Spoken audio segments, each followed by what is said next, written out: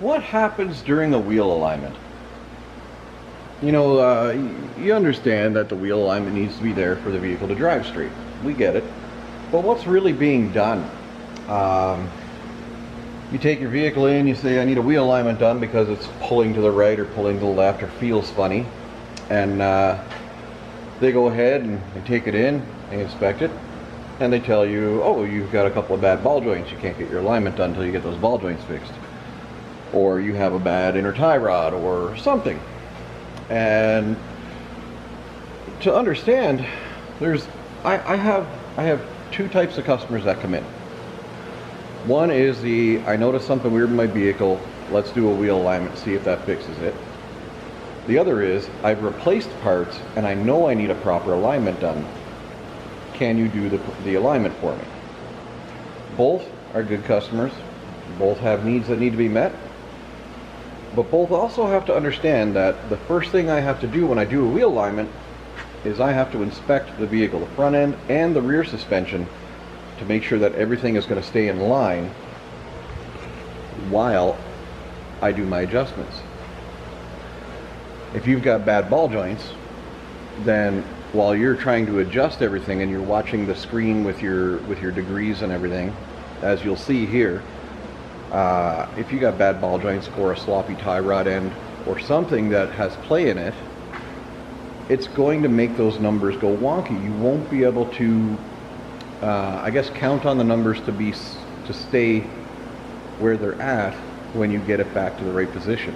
One little bump in the road and it's going to shift your alignment out to lunch, and then you look like an idiot because you did a bad wheel alignment. You didn't do a bad wheel alignment. The car had other problems. And then there's those who, like I said, they replace components, they need a wheel alignment done, they want it done correctly, so they bring it here, and I find out that they've got other parts that need to be replaced.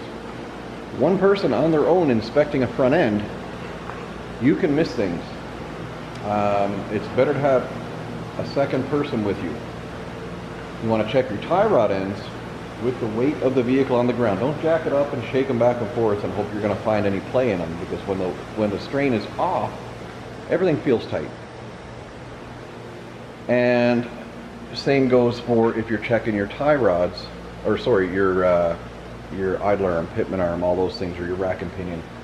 Checking your ball joints, you want to jack it up. Depending on the suspension you have, if it's a truck like this, you jack it up, and then you pry underneath the wheel up and down and look for play on the lower ball joint, and you look for play on the upper ball joint. If the play is past factory spec, you can't get a wheel alignment done. They need to be addressed. And same thing, you get a chance to check wheel bearings and whatnot. I can't tell you the countless amount of parts that I found that need to be replaced. I'm not out to make brand new vehicles. I'm out to make safe vehicles. That's all I'm here for, is to make this vehicle safe on the road.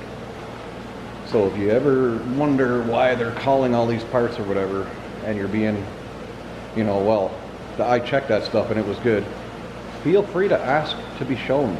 Come on down to the shop, we'll show you what we find. And if that is what we need to do to prove to you what it needs to be done, so be it. I'm not here to hide anything, man.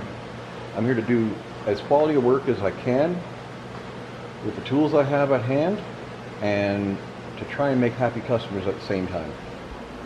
But nobody wants to spend any money on their vehicles, am I right? Let's be honest. So, I am going to set up this alignment and show you guys step by step what happens. Now, the only step we are going to skip is the actual front and rear suspension inspection. I've already done that. That's why I knew I had a bad tie rod end and couldn't do my alignment, because I wanted to do an alignment because the truck kind of wanders a little bit.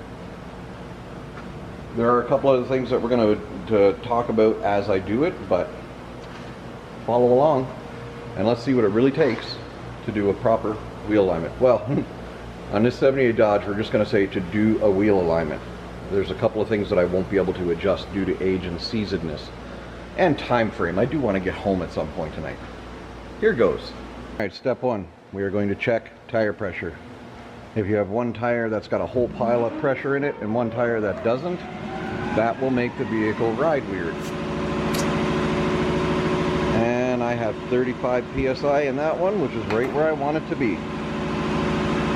I'll go around and I'll check the other 4 and adjust as required. Okay, so I have set all my tire pressures. My 2 rears were a little bit low. The fronts were good. These are my alignment heads. You put 1 on each wheel, all 4, and up here are the alignment sensors that beam to these heads, respectively. That's how we get our numbers. Alright, let's get to it.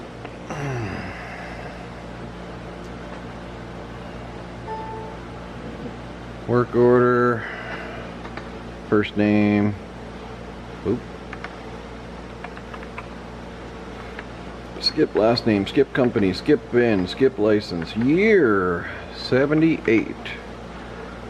Next, technician, Dave. Mileage, 1, 2, 3, 4, 5, 6. Now we select what model and make and everything it is. Dodge. DW series pickup, 1960 to 1973, 4x2, and we are down here at 1976 to 1982. We have selected everything. We hit OK. This gives us what our basic specs are supposed to be. And we hit mount sensors. And there we go. Now I have to rock the vehicle backwards and forwards. I'm going to set you up on the alignment machine here, hopefully, or on the rack, so you can watch this. Alright, just watch the screen.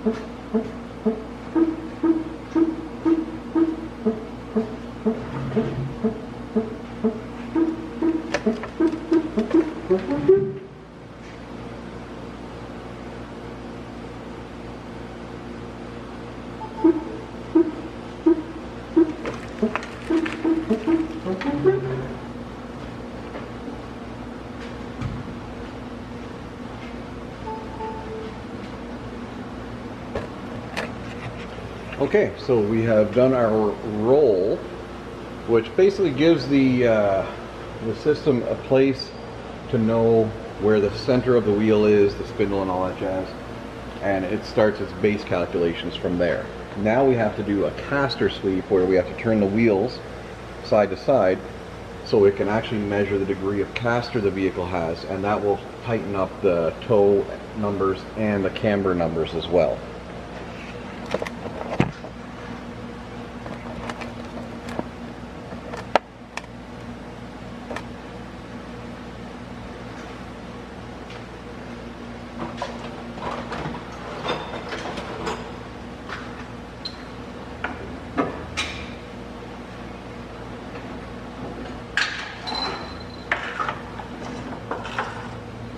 I'm just taking out my plate locks so I can do the sweep nice and simple.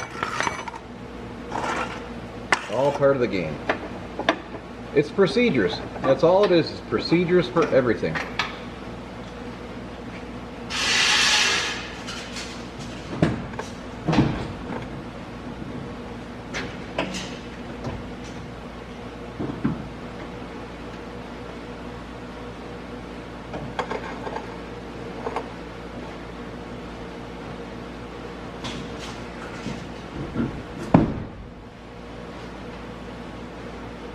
You'll actually have to hit and measure caster.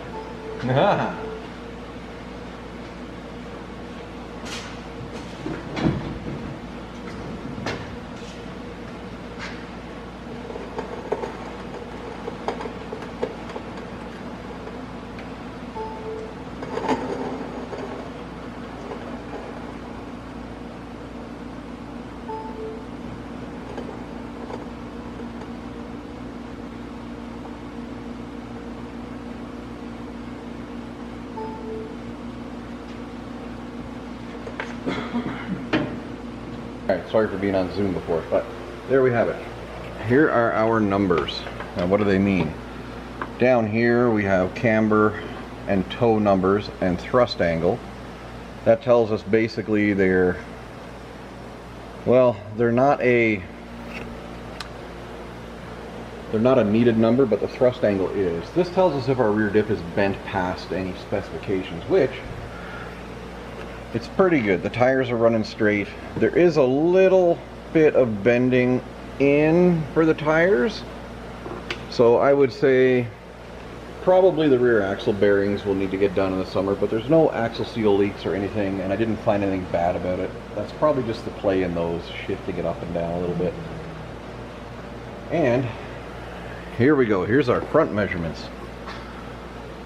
So as you can see, the virtual viewer tells me that the tires are turned to the left, so my toe is out, but I've also centered my steering wheel at this point in time.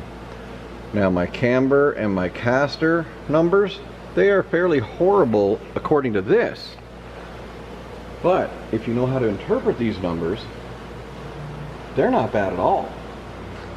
I'm going to move to a different graph here. There we go. Now it shows everything in the red, right? But minus 32 and minus 51 is negative camber.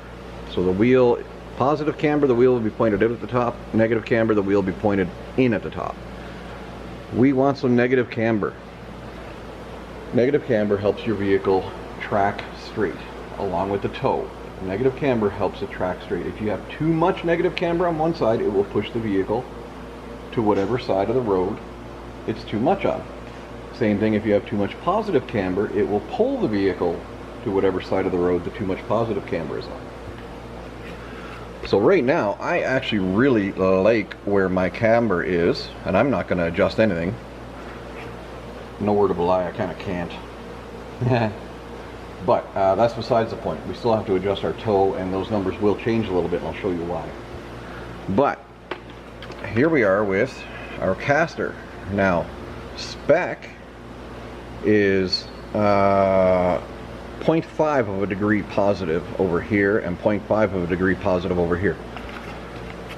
Honestly guys, these are ancient types of alignment specs. They're horrible. You want a vehicle to drive good, you want lots of positive caster, and you want at least a half a degree of positive caster more on the passenger side than you do on the driver's side. That's for the road crown that's built into roads for water drainage and stuff. Your vehicle can pull to the right just on its own with a perfectly good wheel alignment, but a little more positive caster will help alleviate that and make it track straight down the road. So right now, all I see that I'm worried about, because I've almost got that, I've got 0.40 of a degree difference, and it's positive, and it's more positive on this side than on this side. That's exactly what I want. My camber as well, a little tiny bit more, 0.19 of a degree. Like it's really nothing. They're almost the same, but those are not going to be big enough to wear tires. You got to get above a degree and a half, and depending on the suspension, more than a degree and a half of negative camber to really start wearing tires. This is fantastic. These tires will last a long time like this, and the truck should drive pretty straight. So I'm going to set my toe and take it for a road test.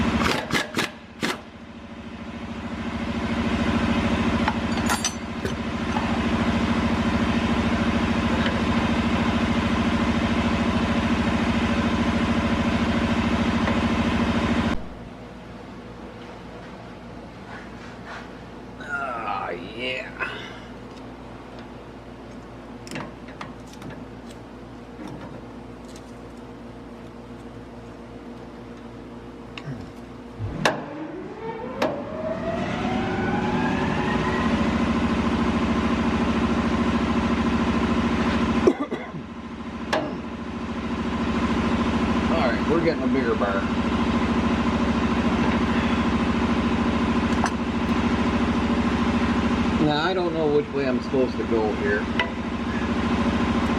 but we'll find out.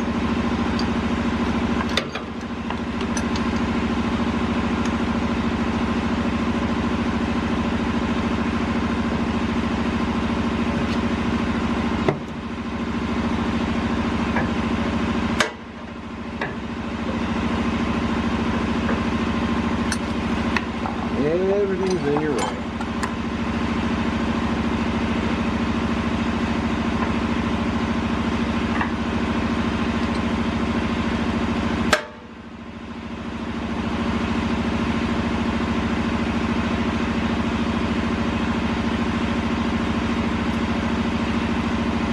Oh, boy.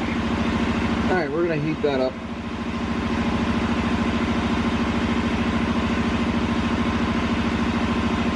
Now we're going to go the other direction. Looking at my specs, I appear to be turning the wrong way.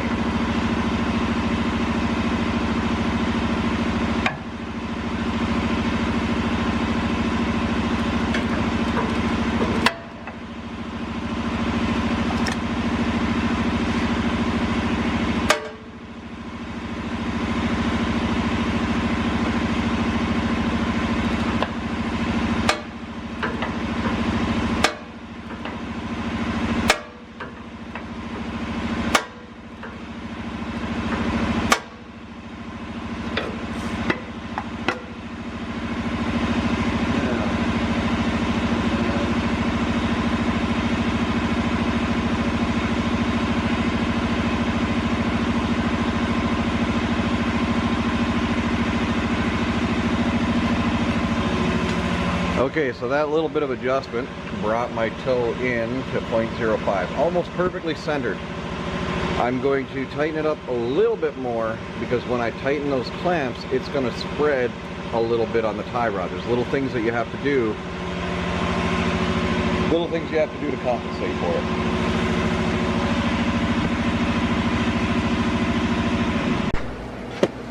it. All right, you make sure that your tie rods are flat, level plane with the steering knuckle. Same thing over here on the drag link. And then you can tighten down your pinch bolts, and we'll take a look at the screen. And there we are, 0.08, 0.09, 0.08 honestly with a little deflection. That is perfect. I set my reference mark 0.29 for the passenger side, so I know what I'm adjusting. Now we make the passenger side match, and hopefully our steering wheel stays centered. Alright, after a little finagling, here are our final numbers. 107, 178. We've got 70 degrees more positive caster on the passenger side, which is perfect. Our toe is near perfect, and our camber hasn't changed. That should drive really nicely, guys. Now, I'll be honest, I'm going to wrap this video up now. It's late. I'm going to get home, and my road test will be the drive home. So here we are on our road test for the wheel alignment. We are driving. My hands are off the wheel, and here we are, nice and straight and steady. Just beautiful. Love it. That's a good wheel alignment. Feels pretty good. Alright guys, that'll do from Dave at Days Glory Shop Works.